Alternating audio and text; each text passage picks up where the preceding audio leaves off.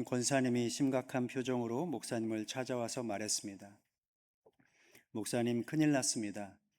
목사님이 무슨 일이냐고 물으니까 권사님이 말씀했습니다. 최근 건강검진을 받은 결과 당뇨 수치가 400을 넘었다는 것입니다. 그래서 의사 선생님이 여러 처방을 주었는데 그 중에 하나가 고기 절대 금지였습니다. 그래서 권사님이 말합니다. 목사님, 고기를 못 먹으면 무슨 재미로 삽니까? 풀만 뜯어먹고 살 거면은 소로 태어났지 왜 사람으로 태어났겠어요? 하면서 권사님이 자신의 그 심정을 토로했습니다. 살아가다 보면 우리 인생에 이렇게 우리가 좋아하고 또 즐겨 하는 무언가를 금지당하는 경우가 많습니다. 경제적인 결핍이라든지 또 인간관계가 단절되는 경우가 있습니다.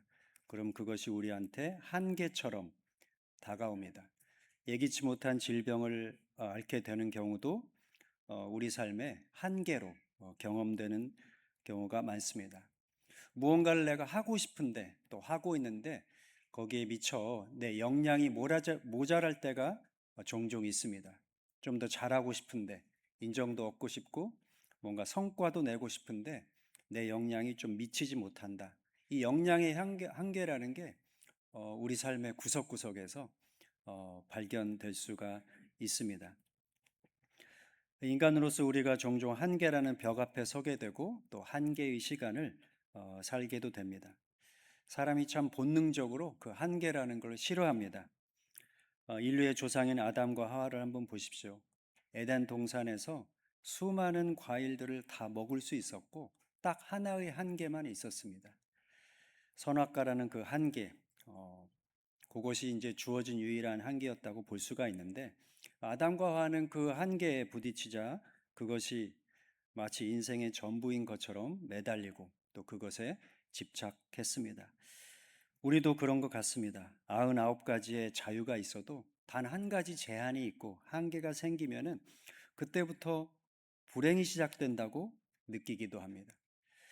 오늘 우리가 함께 읽을 말씀에 보면은 사도 바울 역시 그 한계의 시간을 경험하게 됐고 맞닥뜨리게 되었는데 바울은 어떻게 살아갔는지 오늘 본문이 보여주고 있는데요. 이 말씀을 통해서 함께 은혜를 나누고자 합니다.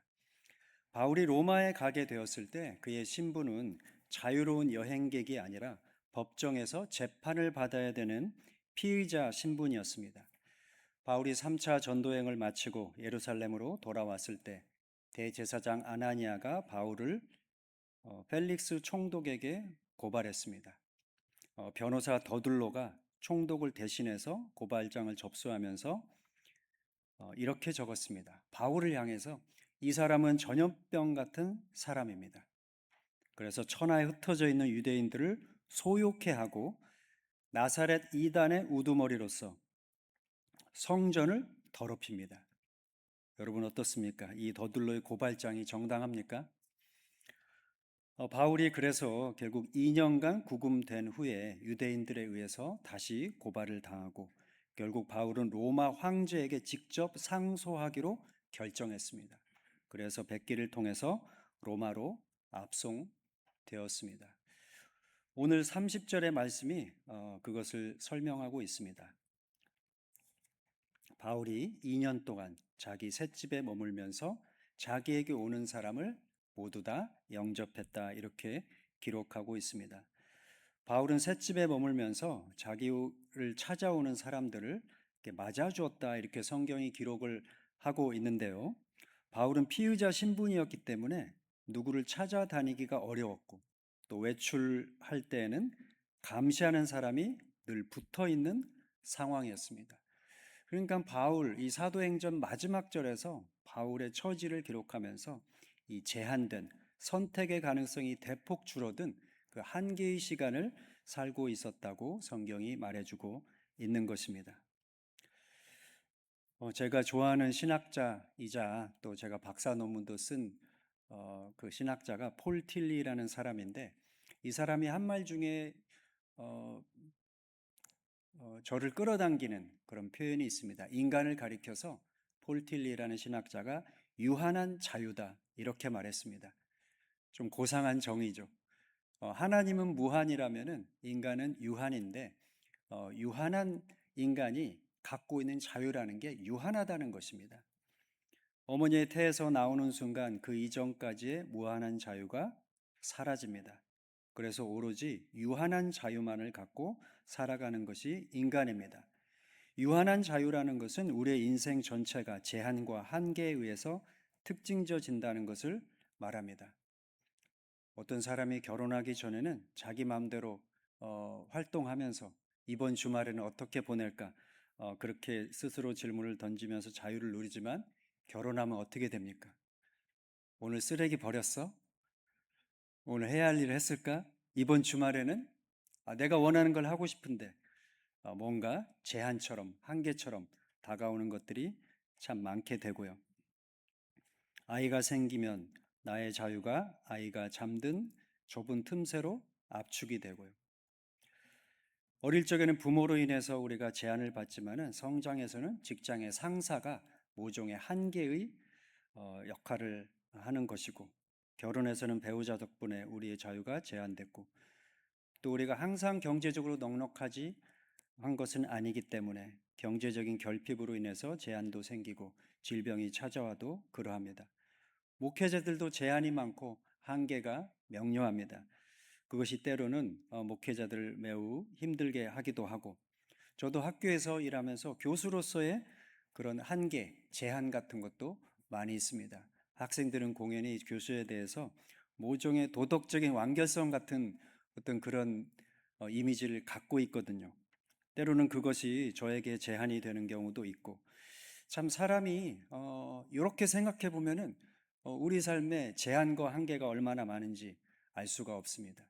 어느 순간에는 한계가 너무 깊이 다가오기도 하는데요. 공동체를 이루어 살아간다는 것 자체가 또 제한 가운데 사는 것입니다.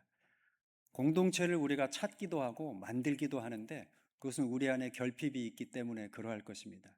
공동체를 통해서 마치 어머니의 품과 같은 그런 것을 얻고 싶고, 또 그 안에서 뭔가 유익도 있기 때문에, 또 더불어서 공동체가 있음으로 해서 우리가 안전하다는 느낌을 또한 갖게 됩니다. 그래서 공동체에 우리가 속하고 또 참여하고 또 만들기도 하고 또 그 안에서 여러 가지 수고를 하기도 하지만은 공동체를 이루어 살아간다는 것 자체가 또 한계 가운데 사는 것이기도 합니다. 이 안에 보면은 나와 이상은 같지만 방법이 다른 사람도 있고요. 또 이상도 방법도 다 다른 사람들도 이 공동체 안에 또한 속해 있기 때문입니다. 어떤 경우에는 내 잘못은 하나도 없는데 내가 어떤 공동체에 속해 있다는 이유만으로 어떤 누군가의 잘못이나 실수 때문에 내가 피해를 보고 나의 자유가 제한되기도 하는 것입니다. 이렇게 우리 삶의 한계와 이 제한된 조건이라는 것이 불러일으키는 마음의 어떤 효과 같은 게 있습니다. 첫 번째로 어떤 제한이나 한계에 직면할 때 우리는 우리 자신의 생각에 사로잡히는 경향이 있습니다. 이러이러한 제한이 있고 한계가 있으니까 이것은 하기 힘들 거야. 이제 나의 삶에 어떤 가능성이 줄어들었어. 그렇게 우리 생각 속에서 가능한 것과 불가능한 것을 구분합니다. 또 우리의 현재와 미래를 우리 자신의 생각의 변덕스러운 흐름에 맡겨서 어떤 때는 뭔가 그래도 가능성이 있고 장밋빛 미래를 꿈꾸기도 하지만 어떤 때는 굉장히 심한 우울에 빠지기도 합니다. 내가 살아온 경험의 패턴 안에 나를 가두고 하나님의 임재를 경시하기도 하고요. 그렇게 하다 보면 이 한계라는 게 스스로 우리를 작게 느끼게 만들고 또 움츠러들게 만들게 되고요. 종종 우리가 이러한 한계에 놓인 우리 자신의 신세를 한탄하면서 현재를 허송하기도 하고요. 현재 자신의 상태의 원인을 찾으려고 애를 쓰면서 이게 내가 뭔가 크게 잘못을 해서 그런 거야. 그러면서 자기 파괴적인 행위를 하기도 합니다. 두 번째, 이 한계의 조건에 우리가 놓여 있을 때 갖게 되는 심리적인 효과가 우울입니다. 왜 내게 이런 제한이 왔을까? 이 한계가 왜 내게 이렇게 주어져서 내가 힘들게 되는 걸까? 의문이 들고 때로는 화가 나고요.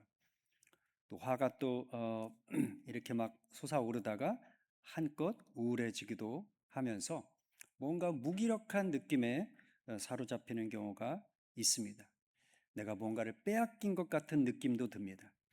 원래 내가 갖고 있어야 되고 이걸 향유하고 누렸어야 되는데 그러지 못해서 내가 뭔가를 빼앗겼기 때문에 그것이 상당히 마음에 이렇게 타격이 옵니다. 멘탈이 흔들립니다. 이러한 상황으로부터 벗어나기가 어렵다. 어려울 것 같다. 그것이 어떤 절망으로 찾아오기도 합니다. 세 번째는 냉소주의입니다. 냉소주의 아시죠? 냉소, 차갑게 비웃는 것인데요. 마음 깊은 곳에서 자신을 향하여 소리가 들려옵니다. 무엇이든 해봐야 큰 소용없어. 공연에 쓸데없는 고생을 하지 마. 또 기도해봐야 뭐해. 내 형편은 그대로이고 이 한계는 사라지지 않을 텐데. 때로는 타인을 향해서도 무언의 목소리가 들립니다. 잘 해봐. 잘 되나 보자. 두고 보자. 그래, 너희들끼리 잘해봐. 하면서 자신은 한 발 뒤로 물러서서 관찰자의 시선으로 공동체 안에 있게 됩니다. 또는 비교의식도 생길 수가 있습니다. 가만히 보니까 나는 한계이고 또 제한에 사로잡혀 있는데 딴 사람은 그렇지 않은 것 같거든요. 나는 유한한 자유를 사는데 저 사람은 무한한 자유 속에서 삶을 완전히 풍성하게 누리는 것 같은 그런 느낌도 드는 것입니다. 사도 바울의 입장에서 보면은 자신은 가택연금으로 이렇게 갇혀 있는데 밖을 활보하는 사람들을 보며 자신의 셋집을 초라하게 여기게 될 수도 있는 것입니다. 여러분 어떻습니까? 한계의 시간을 살아가면서 이런 마음이 수시로 찾아옵니다. 저도 종종 그런 경험을 많이 하게 되는데요.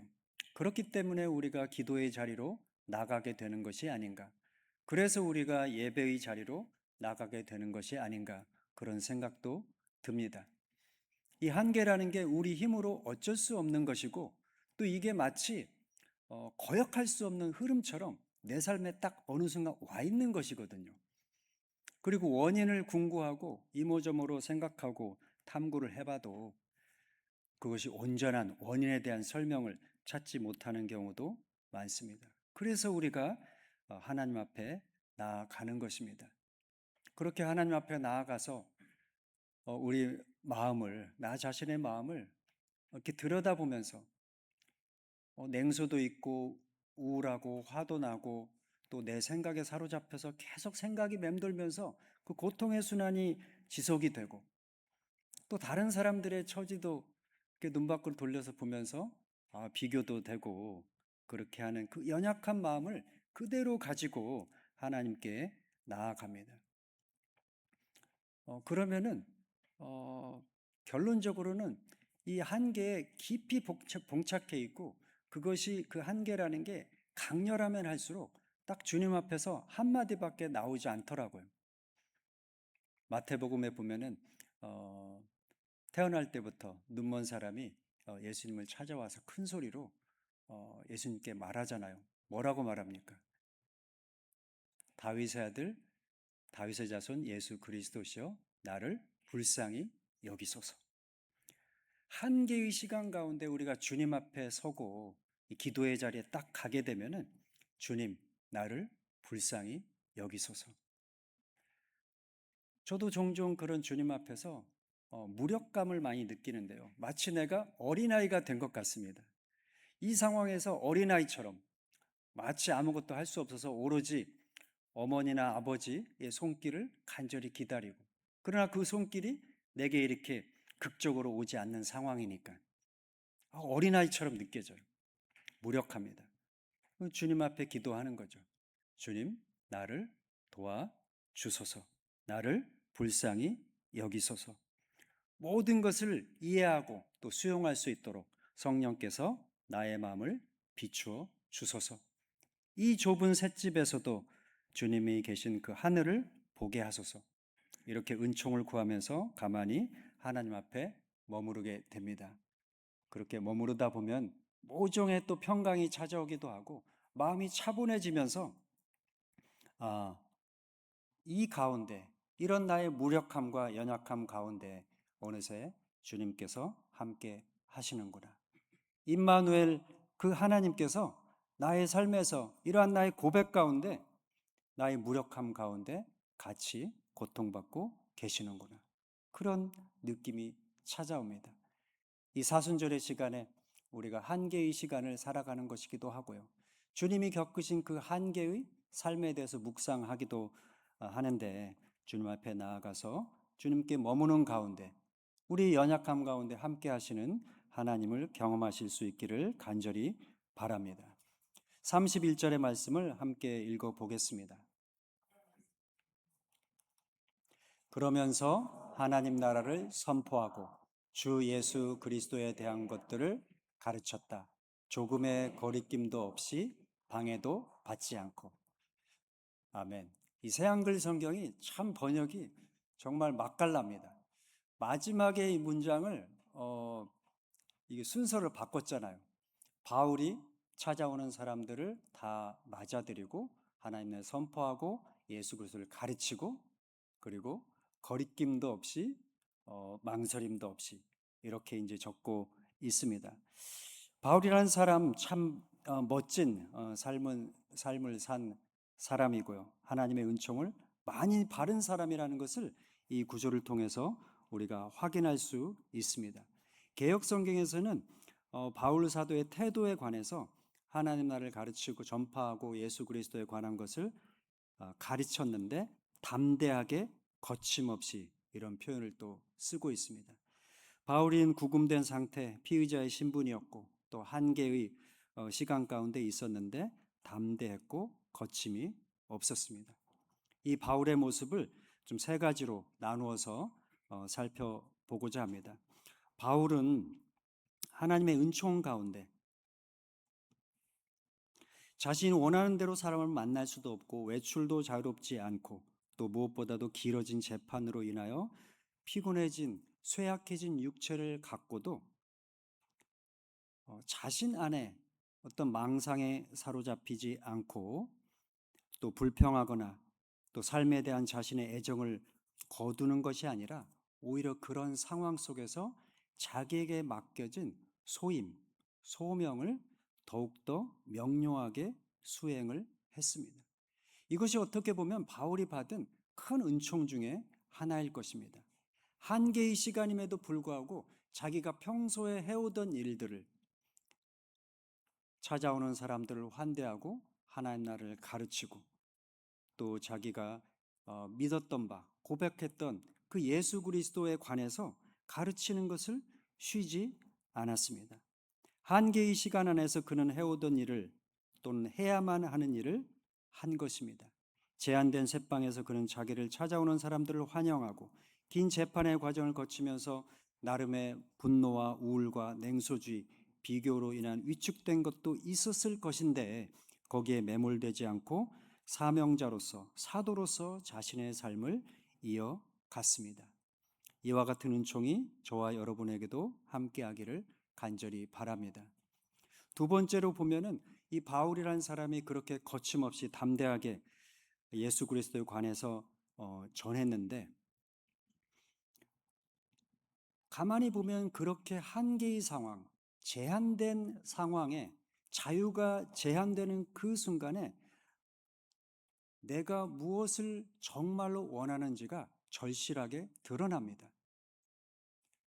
아까 제가 말씀드린 이 권사님의 예에서 볼 수 있듯이 권사님이 당뇨 수치가 높아져서 고기를 제한해야 되는데, 그럼 거기서 이분의 욕망, 정말로 무엇을 원하는지가 더욱 명료하게 드러나는 것이죠. 우리가 어떤 제한에 사로잡혀 있을 때, 한계가 닥쳐왔을 때 정말로 내가 진실로 원하는 것이 무엇인가가 드러나게 됩니다. 왜냐하면은 한계나 제한이 있기 전까지는 모든 것이 풍성했고 어느 정도 갖추어져 있었고 안전망이 있었기 때문에 내가 정말 중요하게 생각하는 것이 무엇인지 잘 모르거나 또 가려져 있는 경우가 많기 때문입니다. 바울이 이러한 한계의 시간 속에서 자기가 할 수 있는 일들이 점점 제한되는 상황이 되었을 때 사치스러운 것들에 대한 애착이 떨어져 나가고 또 불필요한 일들에 휘둘리는 일도 더욱더 적어졌을 것입니다. 그렇지 않은 상황에서는 우리가 좀 사치스럽게 뭔가 하지 않아도 될 일도 하고 불필요한 일에도 신경을 쓰면서 방만하게 살다가 한계의 시간이 오면 마치 우리가 경제적으로 궁핍할 때 씀씀이를 아끼고 줄여서 정말로 본질적인 일에 집중하듯이 바울 역시 우리 역시 한계의 시간 가운데서 그렇게 살아가게 되는 것입니다. 그러니까 한계의 시간이라는 것이 그런 맥락에서 보면 하나님의 은총이 주어지고 우리가 삶을 좀 더 진실하고 생생하게 살아갈 수 있는 정말 우리 자신의 진실한 욕망을 따라서 살아갈 수 있는 귀한 계기도 되는 것입니다. 어떤 사람이 이런 말을 했습니다. 우리는 우리의 한계의 끄트머리에서 우리가 누구인지를 발견한다. 바울이라는 사람이 한계의 그 끄트머리에서 자신이 누구인지를 다시 한번 발견했을 것입니다. 마치 예수님께서 순환을 당하시면서 또 십자가에 달리시면서 예수님이 누구인지, 자신이 누구인지, 자신이 어떤 일을 하기 위해서 하나님에 의해서 보냄을 받았는지 정체성이라고 할까요? 사명이라고 할까요? 그것에 관해서 더욱더 확실하게 느끼지 않으셨을까 생각해 봅니다. 여러분 가운데 한계의 상황, 한계의 시간을 맡고 계신 분이 있다면 이 시간을 통해서 여러분이 누구인지 또 무엇을 정말로 원하는지 드러나는 귀한 시간이라는 것을 기억하실 수 있기를 바랍니다.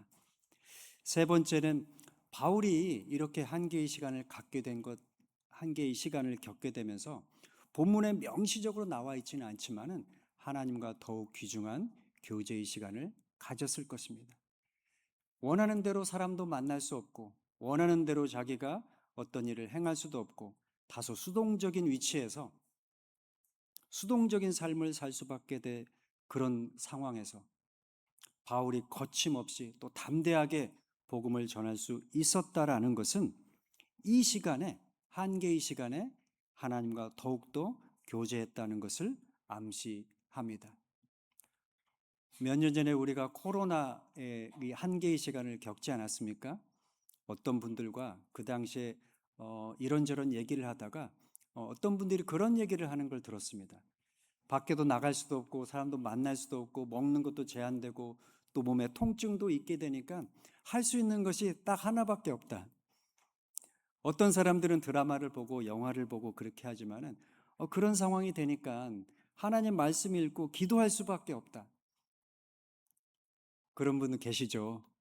우리가 한계의 상황이 되면은 정말로 하나님과 이상할이 많지 또 묘하게도 도리어 하나님과 가까워지는 계기가 생기는 경우가 종종 있습니다. 그렇게 본다면 한계의 시간이라는 것이 종합적으로 통합적인 관점에서 보자면 하나님과 더욱더 깊이 만날 수 있는 귀한 시간이 되는 것입니다. 우리 예수님께서도 순환을 겪으시면서 십자가에 달리셔서 마지막으로 여러 말씀들을 하셨는데요. 나의 하나님, 어찌하여 나를 버리셨나이까? 여러분, 이 질문은 아들이 아버지에게 할 수 있는 아주 극한의 질문이고 궁극적인 질문일 것입니다. 인간이 신앙하고 있는 그 하나님에 관해서 하나님을 향해서 던질 수 있는 가장 근원적인 질문일 것입니다. 왜 나를 버리셨습니까? 그 질문을 던지시면서 예수님께서는 하나님과의 새로운 관계로 들어가지 않으셨을까? 그런 한계 이전에는 경험할 수 없었을 그런 정도의 그런 관계의 경험이 있지 않았을까 우리가 생각해 볼 수 있습니다. 어떤 목사님의 사모님이 최근에 하나님의 부르심을 받았습니다. 그 목사님과 제가 학교를 신학대학원을 같이 다녔었는데요. 이 목사님의 사모님이 상당히 오랫동안 큰 질환 가운데 있었습니다. 처음에는 뇌 관련한 질환이었고 어느 순간 이제 온몸이 마비되는 증상이 찾아오고 또 그 아픈 중에 교묘하게도 이상한 일이 발생해서 결국 사모님이 식물 인간의 상태로 꽤 오랜 시간을 지났습니다. 총 그렇게 이 사모님이 그렇게 어려움을 겪고 가정에서 어머니로서 부인으로서 또 사회에서 교회에서 어떤 역할을 하지 못한 것이 거의 20년이나 되었습니다. 이 목사님이 사모님을 하나님 품으로 보내고 그 소감을 이제 페이스북에다가 이렇게 글로 올렸습니다.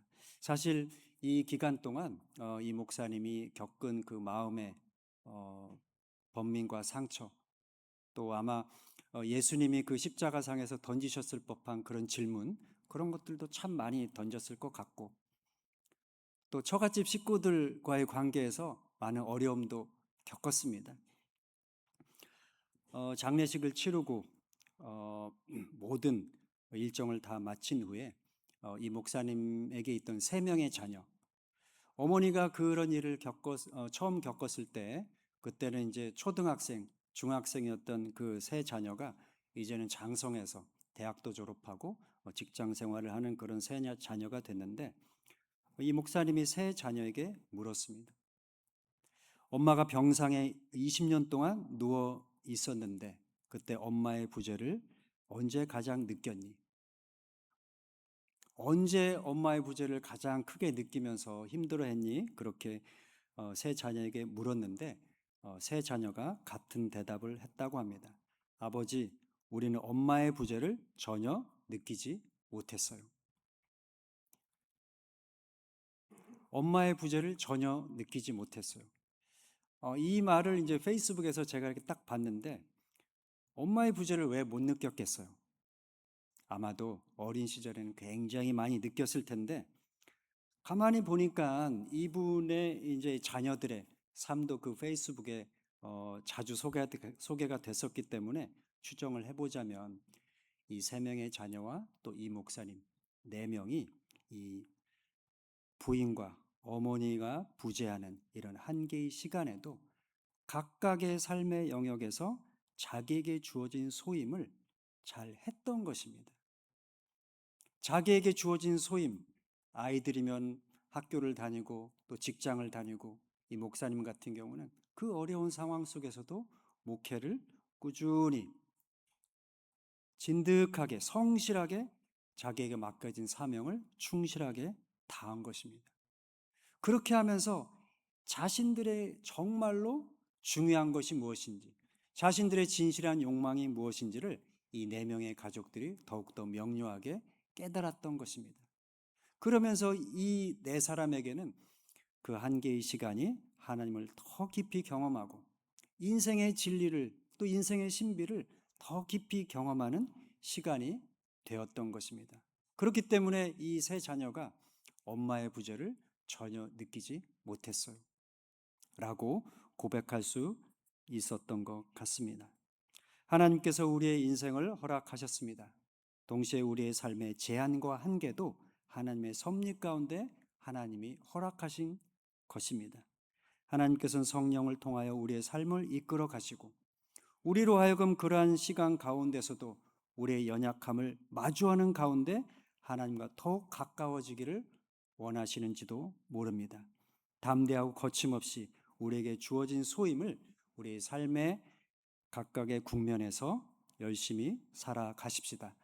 주님의 순환을 기억하는 이 사순절의 기간에 우리 각자의 셋집을 불평과 불행의 감옥이 아닌 하나님 나라를 일구는 처소로 만들어 가면서 살아가십시다. 함께 기도하겠습니다.